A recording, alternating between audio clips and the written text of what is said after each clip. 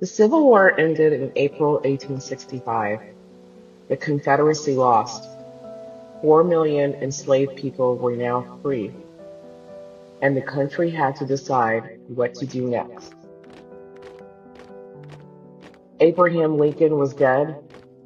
Andrew Johnson was president.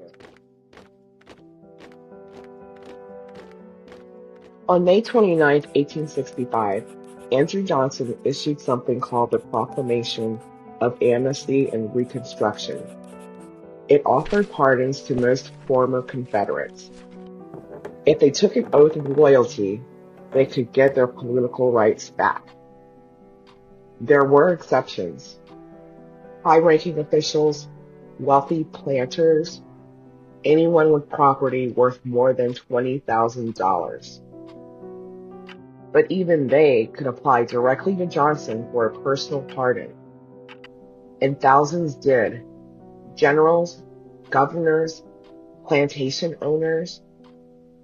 Johnson granted most of these requests. A pardon doesn't just forgive someone. It restores legal rights. It restores property. It restores political power. In states like Louisiana, former Confederates were back in office within months. The war was over, but the men who led the rebellion, well, they were back in government. And at the same time, 4 million formerly enslaved people were trying to build new lives. But freedom requires protection, and that protection was weak. Southern legislatures began passing black codes, laws that restricted movement.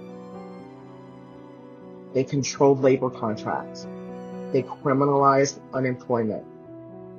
These laws didn't say slavery necessarily, but they recreated many of its conditions. On July 30th, 1866, a political convention was held in New Orleans at the Mechanics' Institute. The goal was to push for black voting rights. Black citizens and white allies gathered outside. A white mob formed outside. Many were former Confederates. Some were police officers. Violence broke out. Congressional investigators later took testimony about what happened. One witness said, "They were shot down without mercy, and when they fell, they were beaten." Another testified, "The police were foremost in the attack." By the end of the day, dozens were dead. Many more were wounded. Most of the victims were black. The rebellion had ended, but the political structure that supported it was rebuilding.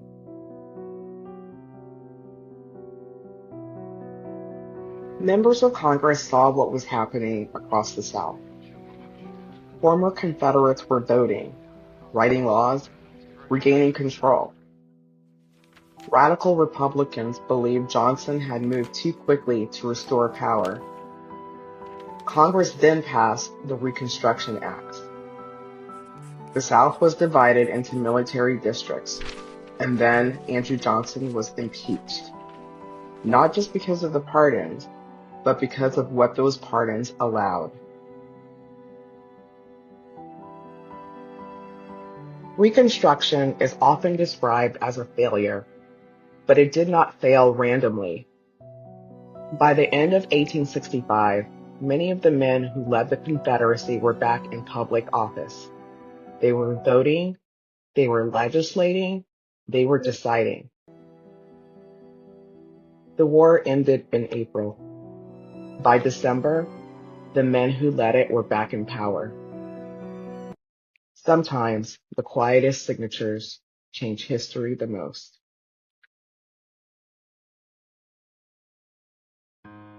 The Constitution gives presidents the power to pardon. It was meant to be an act of mercy. But mercy is not neutral.